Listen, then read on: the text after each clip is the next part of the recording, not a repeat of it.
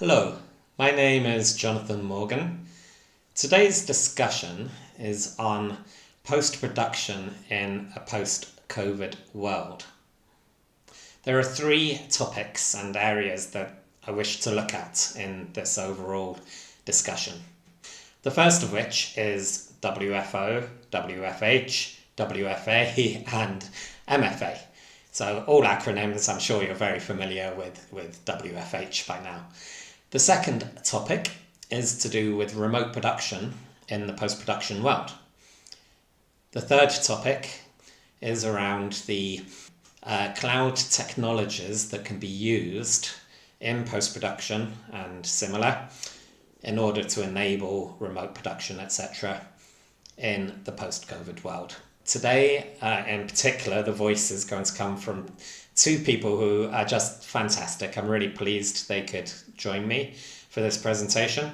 So the first of which is Zeb. He's the founder of The Finish Line, a post-production house in London. And the second is Rich Moss, the managing director of Gorilla, a fantastic post-production place over here in Wales where I'm at. A quick recap of where we are. So obviously before the pandemic, everybody was work from office. Now we're work from home. And very much an in vogue phrase that is coming up and being spoken about is work from anywhere, WFA. There are some universal problems with WFH, right? I mean, it doesn't matter what industry you're in, there are commonalities of challenges that come up when we speak about WFH. So the first of which is certainly communication. How do you brainstorm? How do you problem solve? How do you knowledge share? How do you mentor people? How do you do performance evaluation? These are all challenges. In post-production, there are definitely some specific issues that aren't the world in general, shall we say.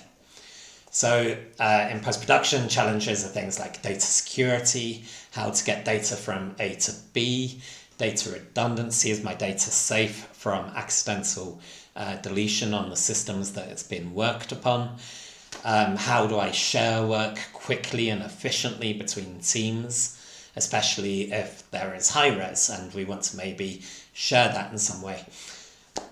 Can remote editing really sensibly be done in a post-production world from home?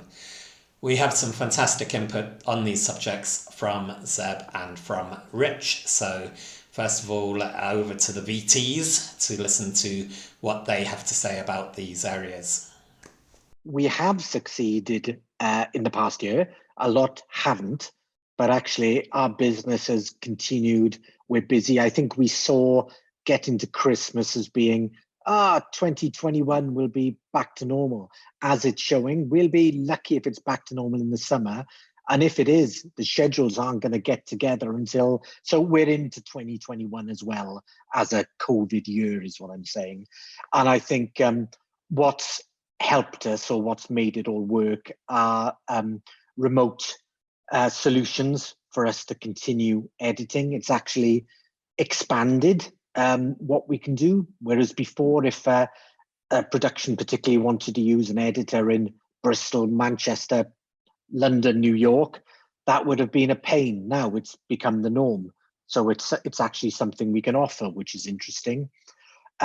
We've done a lot of remote collaboration as well and used rather expensive services for the viewing of high quality material and streaming and interactivity. But it's all made things work. Storage, as always, is king. We have seen massive amounts of drama, high-end drama material coming in that we've had to work with. So the kind of back-end heavy IT infrastructure, security and storage is pretty much the key thing that's kept us going and allowed us to bolt on all of these other clever services. I'm Zeb from The Finish Line. We have been running for 10 years and we've had the good fortune, especially with the last year, of being always run as a distributed company. So we have a team of, I think currently 12 senior finishing artists, so in the sort of long form factual filmmaking, television program making world. Traditionally, we've always run across multiple sites anyway, so we work internally with our production partners to finish their programs and master and deliver them, from everything from your standard UK broadcast right up to all the different streaming platforms, HDR, Dolby Vision, even 8K for broadcasters in Japan and things like that. As we are now, we've invested more. Actually, we've got another very high-end Flanders Scientific 3000 nit reference monitor this year, so that we can keep up with the demand on the HDR side of things. Clients can review via iPad Pros. We've got portable systems we can send out to do HDR, SDR reviews remotely, which are going really well. The data needs is just going to continue to increase. I feel like there's just always going to be an increase in that. Obviously, the streaming services are where there's a lot of the demand for our talent now for I get in trouble when I say their names, but all of the SVOD platforms and that sort of thing. And obviously, we're sort of well equipped for that. Like I was saying, the data needs are just going to continue to increase because they all want UHD. They're all there's a lot more being spent on making sure things have been shot at the highest quality, which ultimately means we can deliver things at the highest quality. So I see the future being that you may work from the office, you may work from home. Different workflows will suit better to different scenarios where the data is being kept is essential, where the data is being created. Data gravity, you want to process data where it is. So for me, the future is absolutely WFA. We're going to be working from home in the office.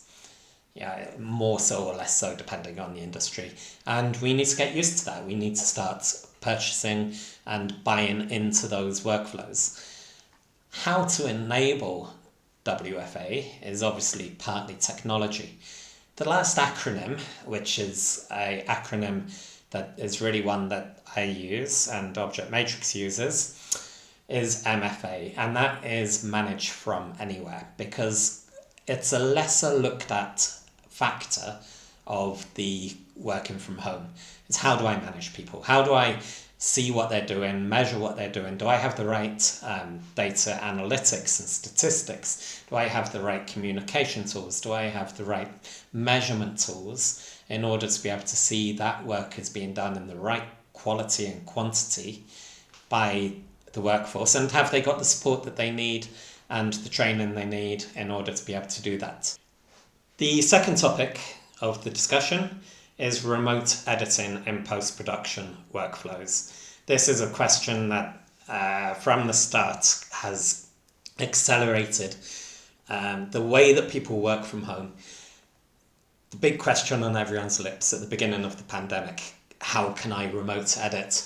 Do I have to bring all of that data to the person's house, all of that video, all of the rushes, all of the high res into somebody's house in order for them to be able to edit it? Or can I, in some way, shape or form, have a remote edit workflow that works into the office or some cloud-based location? There are real challenges here, right? Because high res, we all know it, there could be 100 terabytes in a single production that's being made. You can't download that over somebody's home internet. We've even had examples of people who have engineers who don't even have internet at home. They only have their mobile phone. What can you do in these situations? It is vastly improving, I think, is the simple answer. So there are a couple of ways that this can be achieved. So the first way is that you only work on the little fragments of the partial restores, if you like, of the video that you need to be editing. And tools are getting very clever about this. They can just download the blocks that you're working on and not the whole movie.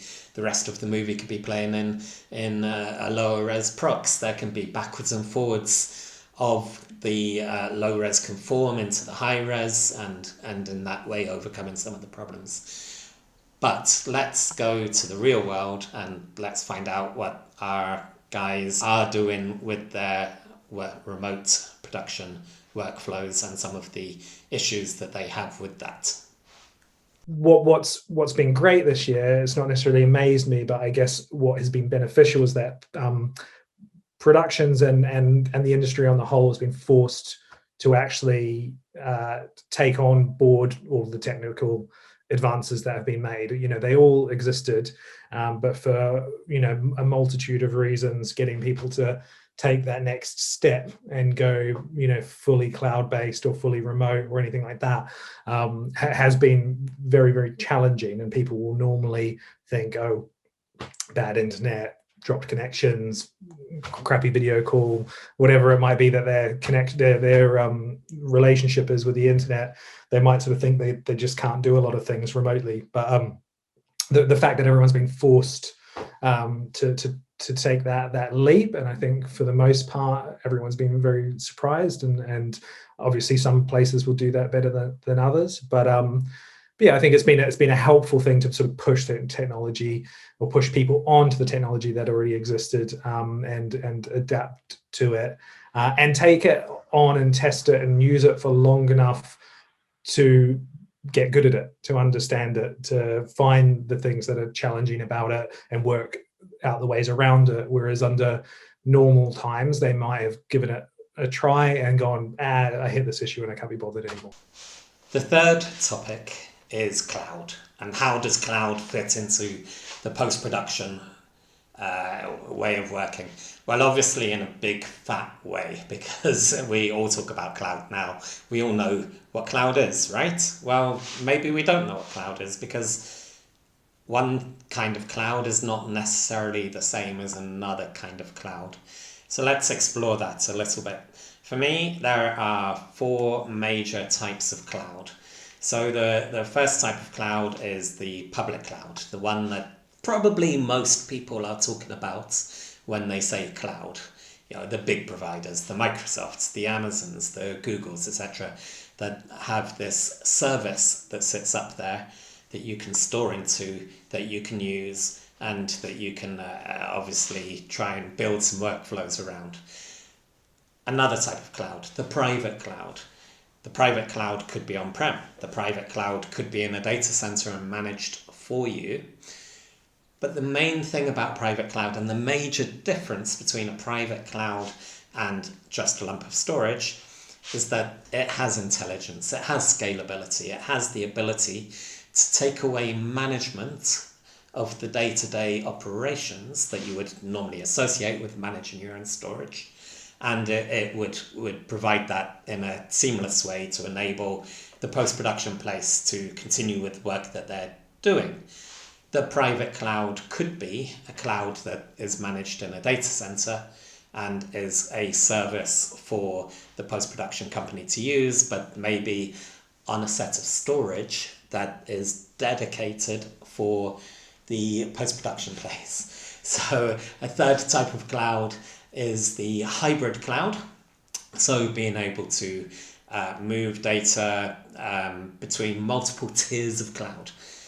You see, when we come back to private cloud and public cloud and why did they exist? Well, maybe there are performance issues, maybe there are cost issues, maybe there are functionality issues that actually make it more appropriate to use a different tier of cloud, if you like, than just a simple all-encompassing, all-in-one cloud platform. Hybrid is all about enabling the seamless movements of data between clouds. So you may have one tier of cloud on a fast access on-prem storage, which is all hooked up with your rushes ingest and enables a good color finishing workflow to be created on-prem. But it may well move some data into a public cloud that enables around the clock, around the world, editing of the rushes from, say, another team in New Zealand, wherever it may be. Multi-cloud is a fourth type of cloud, but it's also, maybe it's not another type. Maybe it's just a combination of multiple other clouds. Why would you do this? Well, for years, we've spoken about the same issues with on-prem storage. Security redundancy. If you do not have 2 copies of your data, do you really have it? Is a phrase that Object Matrix would quite often say.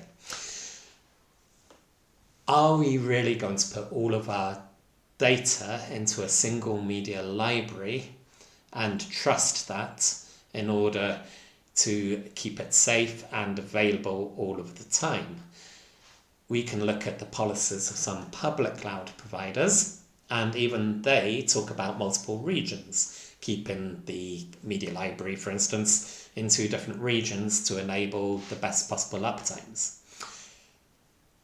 Double the cost, copy all the data. If it's a post-production workflow, keeping everything in sync is a challenge that will occur in all of these situations. However, multi-cloud, for me, essential.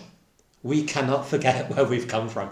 We cannot forget that we have lost so much data, so much video over the years, and go to a system where, potentially one set of security keys gives somebody the ability to hack, lose, corrupt, delete an entire data set. That's just criminal and potentially catastrophic. So this redundancy needs to span, for me, multiple clouds, be that in a hybrid cloud workflow or a simple copy workflow. Very, very relevant in the post-production world. Coming back around, let's circle around a little bit to the topic of private cloud and public cloud, and can I solve everything with a single one of those? Quite possibly. However, what we are definitely seeing in the world now are lots of clouds being provided by lots of companies. Of course, Object Matrix is one that very much focuses on a media-centric cloud, but you can also look at other companies, your Backblazers, etc., that have a very viable cloud platform that may or may not be appropriate for individual workflows. Why is that happening? Can't we all be on one big cloud provider and everybody use the same thing? Well, we've been there, right? This is a circle. We've been in worlds where one predominantly large IT provider, so say, provides everything. And then we find that other people specialize in certain areas and that becomes more appropriate. Or maybe the cost factors, is there an egress fee, for instance? Am I going to be charged every time I want to access my data? If I've got 20 petabytes of data and I want to do a training on a face for AI purposes, am I going to spend $200,000 in order to be able to go through my own media library just in order to train some AI? It can happen if you have the wrong setup. And it can be not just $200,000. That could be, I need to retrain, I've got a better AI, I've got a new workflow that needs the data here, etc. Are there egress fees? Am I paying through the teeth for my proxy generation, for my transcoding? These are all issues that are very relevant to post-production workflows, and hence why there is a real relevant space there for appropriate platforms in the cloud that enable better media handling than purely necessarily one tier of storage that is supposedly fits all. Cloud. Private cloud, public cloud, hybrid cloud, multi-cloud, all very relevant, all are going to be needed. And actually, I'm sorry, but there isn't a single just go here and it will solve all of my problems answer to this. Cloud needs to be relevant for the workflows and provide functionality, the remote editing, etc. that is required on individual post-production workflows.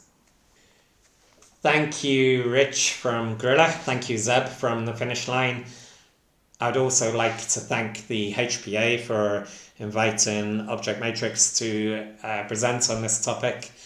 And I really look forward to meeting everybody at HPA as soon as possible, hopefully in the not too far distant future.